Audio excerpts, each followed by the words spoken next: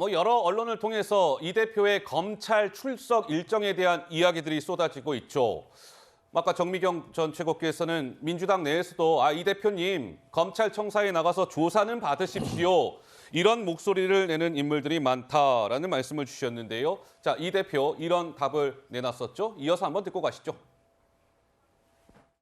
검찰 출석 일자 좀 정해지셨는지 좀 물어볼 수 있을까요? 네, 어제도 말씀드렸습니다. 1월 첫째 주에 출석하시는 거 맞으신 건가요? 우리 대통령 가족들에 대한 수사는 언제 하는지도 좀 관심 가져주시기 바랍니다. 혹시 서면조사 아니라 직접 출석하신 특별한 이유 자, 이 검찰 출석 관련해서 이재명 대표 측에서는 1월 첫째 주는 출석이 불가능하다고 검찰에 답변을 했답니다. 그래서 지금 이제 검찰하고 이재명 대표 측이 조율하고 있는 거는 1월 10일에서 12일 중에 출석 가능한 날을 이재명 대표 측에 물어봤다는 거예요. 검찰에서 10에서 12일 사이에 이 대표님 언제가 좋으세요? 한 날 정해서 나오시오. 해서 답변을 기다리고 있는 중이랍니다. 자, 한번 달력 속으로 한번 들어가 보시죠. 1월 이제 내년 1월 다음 달이죠.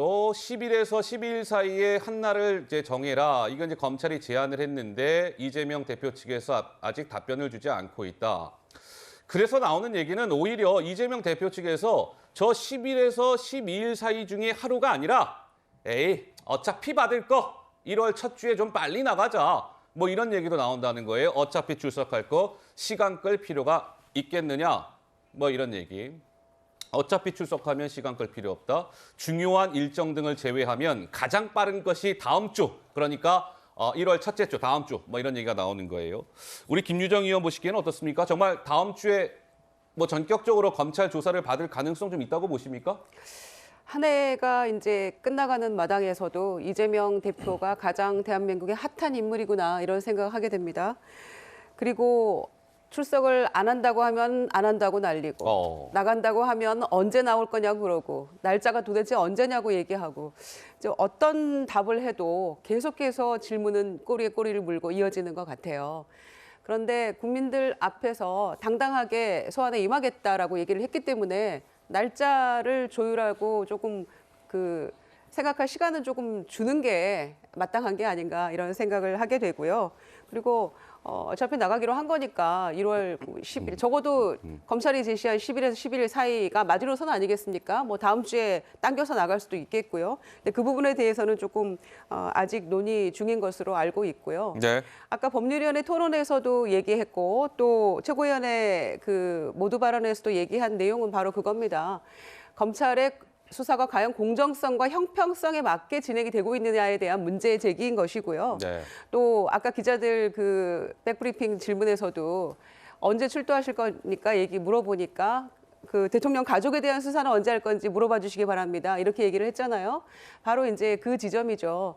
보도됐습니다만은 코바나 컨텐츠의 대가성 후원 이런 관련해서는 무혐의로 종결된다 이런 얘기가 지금 나오고 있잖아요. 그런 얘기도 있고 또 도이치모터스 주가 조작 사건에 대해서는 소환 조사 한번 안 하고 지금 어떻게 되어가고 있는지도 모릅니다.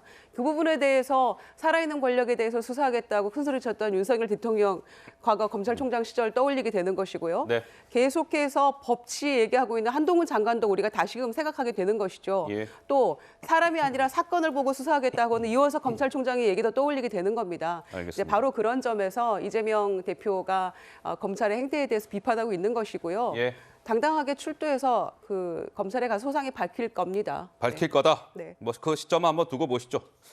뭐 이제 1월 늦어도 1월 10일 그중 하루가 될 테니까요. 한번 보시도록 하고 본진 지키기 나선 민주당 이건 무슨 얘기일까요? 민주당이 이제 검찰의 압수수색에 대비해서 이 압수수색은 이재명 대표와 관련한 압수수색에 대비한다는 얘기입니다. 그래서 당내 변호사 위주로 지금 당번을 짰다. 그런데 이제 법조계에서는 이 최고 에이스로 꼽히는 검사들이 지금 날밤을 새우면서 이 대표 관련을 수사하고 있는데 민주당에서는 그동안 너무 좀 안일하게 대응하고 있는 것처럼 보였다라는 얘기가 나왔고요. 이제 뭐 내일 모레면은 신년 아니겠습니까? 신년 기자회견 이재명 대표 하느냐 마느냐 뭐 이런 얘기 이런 겁니다. 취임 100일 기자회견도 사실 보통 대표가 취임하면 100일 날 기자회견 하는데 그때도 이제 안 하고 넘어갔어요. 그래서 신년 기자간담회는 하지 않겠느냐라는 얘기가 나왔는데 그조차도 대표 측 관계자는 이렇게 얘기합니다. 아직 몰라요. 미정인 상태입니다. 여러 가지 상황들을 고려할 필요가 있겠어요. 뭐 이런 얘기가 나왔습니다. 박원석 의원님 보시기엔 좀 어떠세요? 지금 여러 가지 이런 상황들. 신년 기자간담회는 저는 하는 게 맞다고 봅니다. 하는 게 맞다. 지난번 취임 100일 기자회견도 안 하고 넘어간 게 다소는 좀 아쉬웠어요. 어쨌든 지금 사법 리스크로 인해서 언론의 관심사가 거기에 집중돼 있고 이재명 대표 입장에서는 곤혹스러운 상황이긴 하나 정치인이 언론의 질문을 피할 수는 없거든요.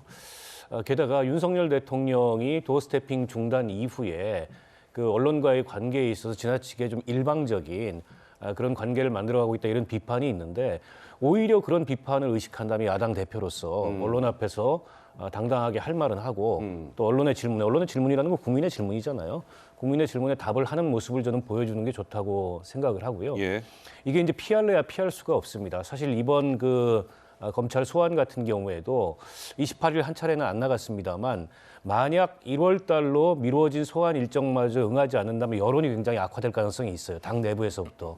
그래서 저는 피할 수 있는 문제가 아니라고 보고 이 사안만 있으면 모르는데 이 사안만 있는 게 아니잖아요. 예. 뭐 대장동 수사를 비롯해서 여러 가지 동시다발적인 수사가 진행되고 있고 이재명 대표에 대한 뭐 검찰의 그 소환 조사 같은 게 앞으로 줄을 이을 텐데 언제까지 그걸 피할 수 있냐는 말이죠. 그래서 아마 당내에서도 출석을 하는 방향으로 가닥을 잡은 것 같고 출석하면서 본인이 밝힐 건 밝히고 예. 또 수사에 당당히 임해서 검찰이 좀 부당하게 수사를 한다면 그에 대해서 대응을 해야지 알겠습니다. 계속 피하는 모습을 보인다면 오히려 뭐가 있어서 피하는 거 아니냐 근데 이런 의구심만 더 살 수 있기 때문에 제가 보기에는 검찰 수사도 그렇고 예. 또 언론과의 만남도 좀 당당하게 했으면 좋겠다 이런 생각입니다. 뭐 피할 수 없으면 즐겨라. 뭐 이런 얘기도 있는데 뭐 즐기는 것까지는 아니겠지만 어차피 피할 수 없을 바에야 당당하게 임하는 자세도 좀 필요해 보인다. 뭐 이런 말씀이신 것 같고요. 정미경 의원께 우리 김재섭 의원께 좀 궁금한 게 있어요. 김재섭 의원은 어떠세요? 네. 지금 이제 상대당 문제긴 하지만 이재명 대표 소환 일정 가지고도 뭐 언제 하느냐 마느냐 말들이 많고 지금 10일에서 12일 사이에 하루를 선택하시오라고 했는데 아직 이재명 대표 측에서는 답변을 안 하고 있다는 거예요. 물론 제1야당 대표니까 소환하기까지는 쉽지는 않겠지만 이러한 복잡한 과정들, 정치권에서 논란이 이어지고 이런 모습들 좀 어떻게 보고 계세요? 이런 게 그야말로 사법 리스크라고 하는 것이죠. 이런 걸 사법 리스크라고 한다. 그럼요. 이제 이재명 대표가 대통령 후보에서 떨어진 이후에 뭐 대표로 후보로 나간다 만다 이야기가 굉장히 많았을 때도 항상 불거졌던 얘기가 바로 사법 리스크거든요. 사실 이재명 대표의 사법 리스크라고 하는 것이 오늘 내일 일이 아니잖아요. 대선 과정에서 이미 다 제기된 내용이고 그걸 알고도 어쨌든 이재명 대표는 당 대표로 취임을 해서 지금 민주당을 100일 이상 이끌고 있는 와중인데 100일이라는 긴 시간 동안 100일이 이제 훌쩍 넘은 시기지만 이재명 대표와 민주당에 남은 거라고 하면은 결국 이재명 대표 소환 일정 어떻게 하느냐, 압수수색 대비 어떻게 할 거냐. 심지어 그 검찰이 민주당 당사에 압수수색했을 때는 아마 제가 국정감사 기간이었을 거로 기억합니다. 네. 갑자기 민주당 의원들이 국정감사에 열을 올려야 될 때 윤석열 정부 첫 해에 가장 중요한 이 시점에 갑자기 국정감사장으로 뛰쳐나와서 민주당 당사 앞에서 결계를 쳤던 모습이 아직까지 저는 기억이 나거든요. 게다가 이재명 대표의 허위사실 공표와 관련된 검찰 소환에 응할 것이냐 말 것이냐를 두고 의총을 열어서 민주당 의원들이 의견을 모았던 기억이 있습니다. 예.